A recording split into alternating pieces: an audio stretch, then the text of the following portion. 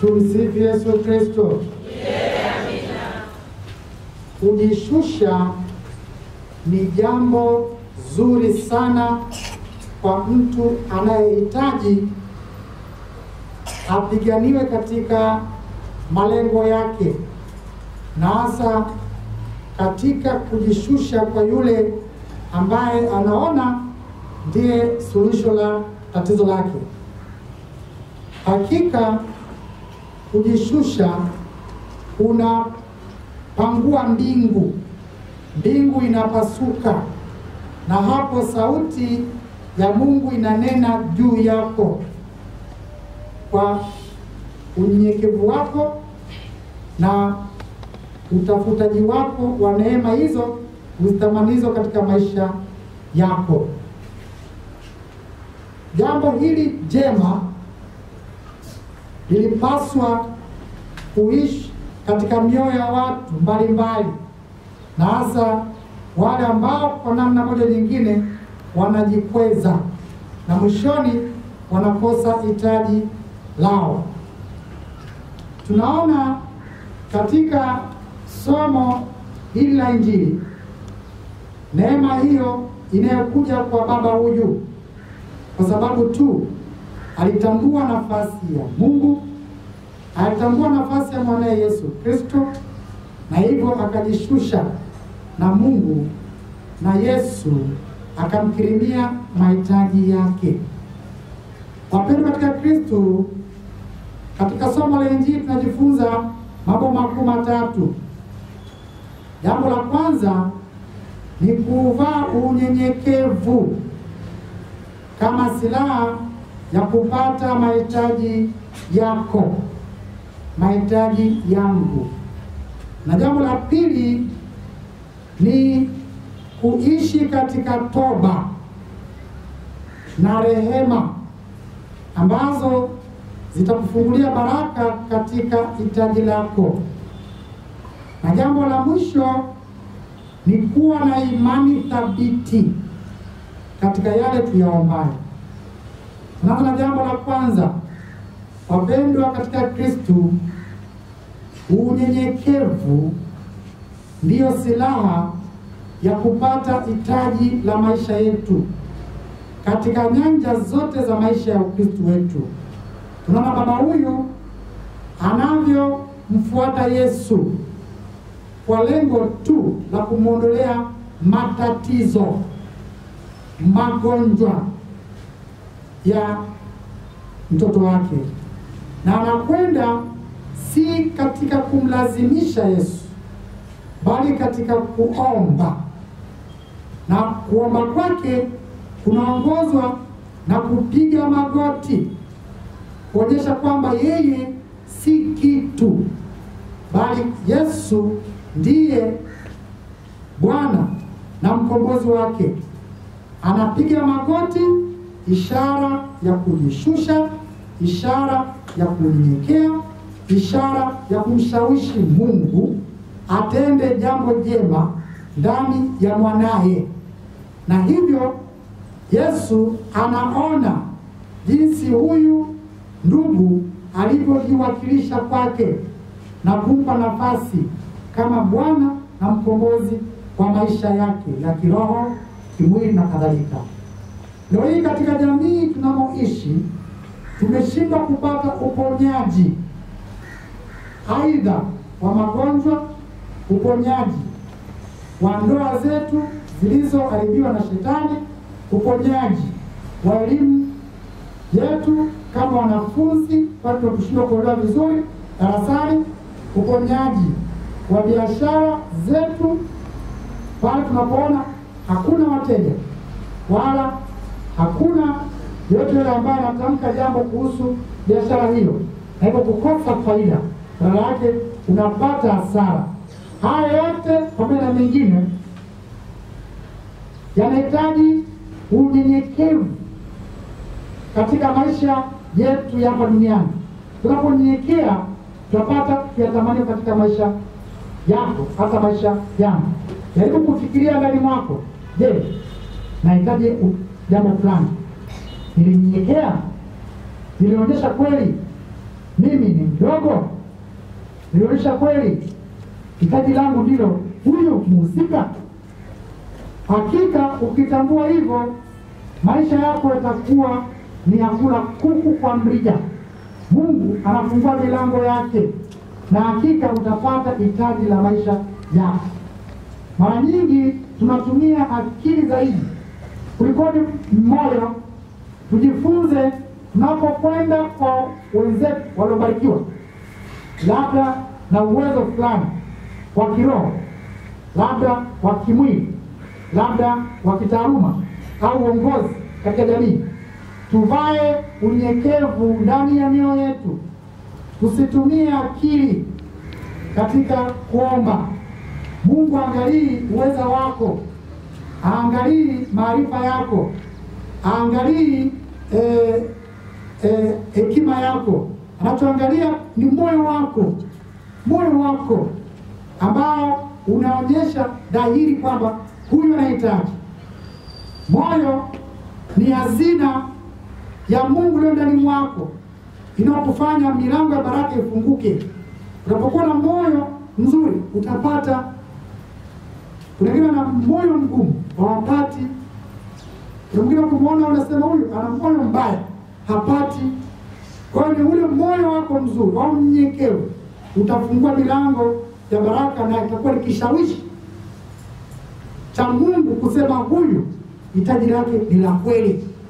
Kwa hiyo tunyenyekee tunapokuwa katika mahusiano yetu na wenzetu, tunapokaa katika kazi, tunapokuwa na magonjwa ya mwili na hata na rohoni. Tuombe huruma ya Mungu. Hakika atakutoa pale ulipo na atakuweka katika nafasi utamanio, kama alivyofanya huyu baba kwa mwanae.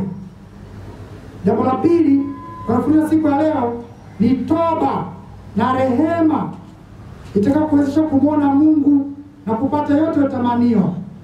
Tunaona huyu baba katika kupiga magoti alionyesha toba, na toba hiyo ikampa hitaji la maisha yake. Leo hii baadhi yetu tumekosa mahitaji yetu tunayotamani katika maisha yetu kwa sababu ya kupuuzia sakramenti takatifu ya kitubio, ya kufanya toba kwanza ili Mungu atuone utakaso wa roho zetu ziko sahihi na kutupatia hitaji hilo. Wengi wetu tunapenda Mungu atupiganie, lakini hatuko wepesi wa toba, hatuko wepesi wa kuungama dhambi zetu. Mimi naasifu baadhi ya watu wanakuja kuniona asubuhi, wengine wanakuja wanaanza na maungamo, baadaye ndio wanaeleza shida zake, na hapa hata Mungu anaelekeza hata kujibu hitaji la huyo mhusika, kwa sababu ameanza vizuri, amejiwekesha kwamba kweli ni mdhaifu, kweli ni mdhambi. Hata mimi padri naungama kwa mapadri wenzangu, napona nimekosa, ili Mungu anitumie mimi kama chombo cha kuleta ukombozi katika jamii, uponyaji kwa wagonjwa, na zaidi akalete nafasi ya pekee katika kile mtamanio kuiona katika maisha ya huyo mhusika, katika kuwa na macho ya kiroho ya kujua tatizo la huyo na kumjibu ipasavyo, na akatimize kile ambacho labda padre amesema. Kwa hayo yote nakuja kwa njia hiyo ya toba. Ili uweze kweli kuyapata yote, lazima ukae karibu na Mungu kwa njia ya toba. Anza kuungama dhambi zako, na katika ibada ya misa takatifu hatua ya kwanza kabisa ni kuungama dhambi, tupate utakaso ili neema ya Mungu imiminike kwako na kwangu. Lakini muhimu kujenga tabia ya kutakasa roho yako mara kwa mara, ili Mungu anayeona sirini ajaze ndani ya roho yako majibu yako, akupe hitaji lako, akupe uponyaji wako, akupe ushindi wako katika kazi, ushindi katika biashara, ushindi katika mahusiano. Anza na toba, utaona muujiza Mungu ndani mwako utakavyomiminika. Si kila siku itoa leo. Jitahidi kukumbatia toba. Ni sakramenti ambayo haina gharama. Sasa kumwona mtu yote amemlipa padri kwamba kuungamisha dhambi fulani, hapana. Ni sakramenti ya bure kabisa. Ni sisi tumekuwa tu dhaifu wa kuitikia wito huo na kuomba toba, ungama dhambi. Kwa sababu kila siku tunafanya dhambi. Sisi sote ni wa dhambi. Hakuna ambaye mkamilifu, lakini dhambi hiyo inaweza kuzuia baraka ya Mungu kwako wewe. Kwa hiyo jitahidi kwa namna pekee uishi katika toba, na naamini kabisa kaka yangu, dada yangu, mama yangu, baba yangu, mdogo wangu, utatoka hapo ulipo, kwa sababu vitu vingine tunavikosa kutokana na uchafu wa roho zetu. Kwa tunapoomba atupewe, lakini kujitakasa dhambi zako, mimi nakuhakikishia kabisa milango ya baraka itafunguka.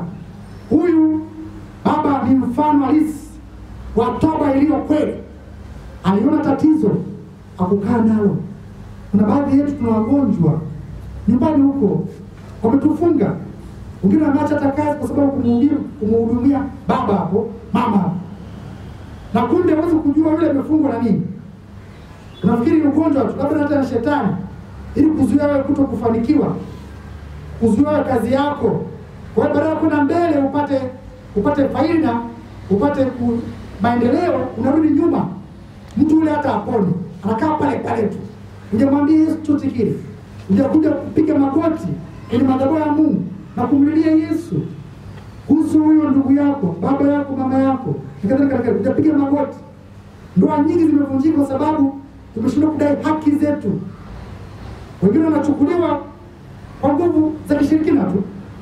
Unakuta mwenzako ameenda, hapo kakaa tu unasema aondoke. Na kweli anaondoka, lakini ujue kwamba una haki ya kumdai mke wako, kumdai mume wako. Mlifunga agano kanisani. Kwa hiyo omba toba, nenda madhabahuni, muombe padri akubariki. Na kwenye misale ya nini? Kuna sehemu imeandikwa kabisa kwamba una haki juu ya mume wako, juu ya mke wako. Kuna watu wengine wameibiwa hivi, lakini wameshindwa kupata wenzao kwa sababu ya kushindwa kufanya toba na kukubali kupokea msamaha na kutoa msamaha. Kwa hiyo kila unapojaribu kuomba kwa Mungu ufanikiwi, kwa sababu tayari una kifungo. Hujaomba toba, hujakuwa mwepesi, hujalainisha moyo wako kwa kukubali matokeo kwamba mimi nimekosa au mwenzangu amenikosea, huje niishie chini ili akubali tuendelee na mpango wa Mungu. Ndio hilo tu. Na baraka ya Mungu ndivyo inavyotakiwa ifuatwe.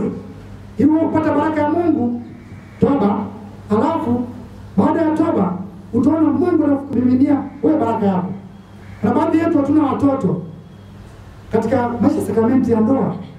Hivyo na wewe mlilie Mungu, kwa sababu nilikwambia kabisa utapata watoto na watakuwa msaada katika uzee wako. Hiyo ni haki yako. Idai haki hiyo kwenye madhabahu ya Mungu. Omba toba, piga magoti kwa unyenyekevu. Mwambie, umeniita mimi katika wito mtakatifu. Mpaka leo mwaka wa kwanza, wa pili, wa tatu, wa nne, wa tano, sina mtoto. Naomba unibariki. Angalia Zakaria. Babu Zakaria alikuwa anakesha katika hema la Mungu, akidai kwamba Mungu amkirimia mpe mtoto kupitia Elizabeth, na akapata mtoto katika uzee, lakini alipata kwenye madhabahu yale ya kufunga ndoa na mwenzake. Hivyo na wewe usikate tamaa. Kwa hiyo unapoona mambo yaani kama unavyotaka, labda kizuizi ni kuwa na moyo mgumu wa toba. Badala kumbeba Mungu unambeba mwanadamu. Badala kumbeba Yesu unambeba mwanadamu. Na hivyo kukosa nafasi katika mbingu. Jitahidi kwa namna pekee kuvunja hiyo mbingu ya giza ya shetani kwa toba, dhambi, tubu dhambi zako. Na hakika utatoka hapo ulipo, kwa sababu roho yako imetakasika. Haujambeba mtu tena, umesafishika. Kwa lolote unaliomba kwa Mungu linawezekana kupatikana. Na ndivyo hata maandiko matakatifu yametuambia hivyo.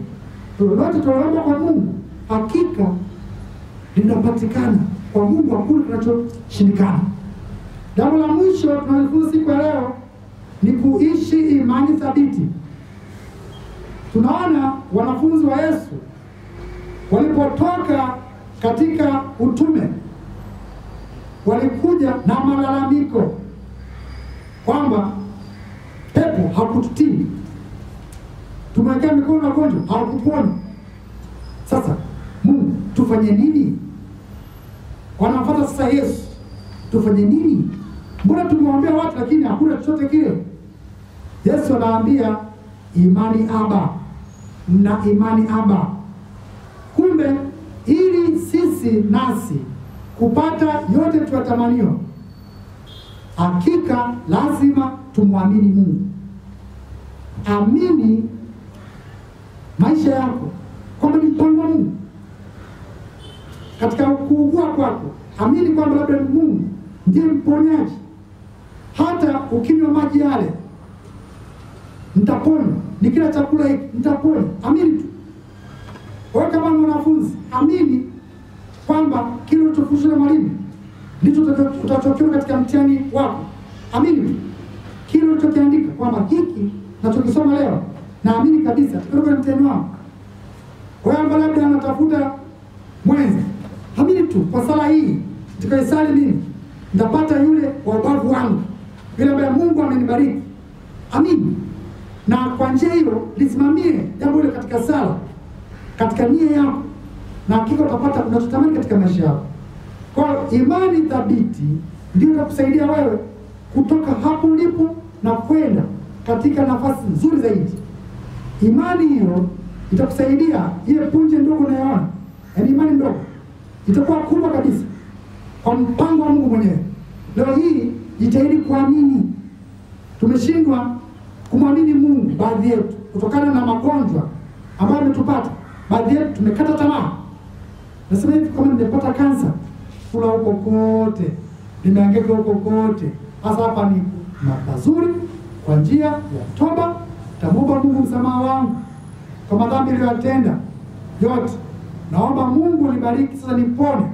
Sasa leo hii mama yangu au baba yangu au mke wangu nileteza rozari. Sasa ni sala hii rozari sije kusali miaka 5. Kuna baadhi ya watu hawajasali rozari. Huko kila siku asubuhi gari ofisini. Rozari iko mfukoni tu. Kuna baadhi yetu hata kuungama wameshindwa na biashara. Lakini asubuhi huyo, jioni huyo amefika nyumbani amechoka.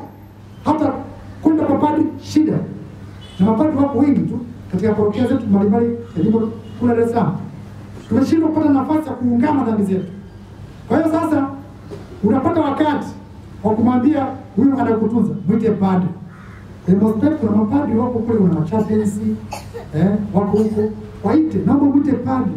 Leo nataka niungane, leo nataka nisali rozari, leo nataka niandike kitabu cha sala sasa nisome vizuri. Huko unapata tiba yangu. Wengine tunakufa mapema kwa sababu ya hofu. Wewe una imani kwamba nitakufa na unakufa kweli. Unaweka na imani kabisa kwamba ni corona. Jina letu tutakufa na mimi nakwenda hivyo jamani. RIP. Rest in peace. Wengine wanafikiria hivyo. Wamesema kwamba kuna Mungu. Wamesema kwamba Mungu anaweza hata dakika ya mwisho. Hata dakika ya mwisho ya mateso yako Mungu anaweza kukomboa. Kama vile pale Golgotha Yesu alikuwa msalabani. Kwani wale wawili. Mimi nasema bado nisamehe mimi maana tutakaokwenda mimi ni wewe. Huyu ni mwizi. Anakombolewa mwishoni tu dakika sekunde zimebaki. Yesu anamwambia kuanzia leo utakuwa nani paradiso. Hapo ahesabu madhambi, anahesabu jitihada zako za kunena. Unanena, muombe Mungu. Usisema jamani sasa mtu akipata corona sasa asema nakufa sasa. Maana yako ndio anahangaika na masimu, anahangaika. Panga hivi weka hivi ndio nikupa urithi na anza na Mungu, kaa na Mungu. Ugonjwa unaisha kwa jina lake. Unapoingia katika mahangaiko na mateso, ni kipindi cha wewe kuamini. Amini sasa, nimekuja kupumzika hapa, niwasiliane na Mungu. Nipe hata roho siku hizi 2, 3 hapo hospitalini. Amini. Anza kutafuta vitakatifu. Mwite padri akukomunishe. Mwite padri akuwekee mkono. Tafuta vitabu usome. So naenda tena na ukuta mwingine akishaje, bwana hata kusoma nimeshindwa. Ndio, lakini shika rozari. Omba. Nakwambia utatoka pale kwa sababu imani yako ndio itakaye kuponya. Simama katika hilo na utabarikiwa. Tumsifu Yesu Kristo.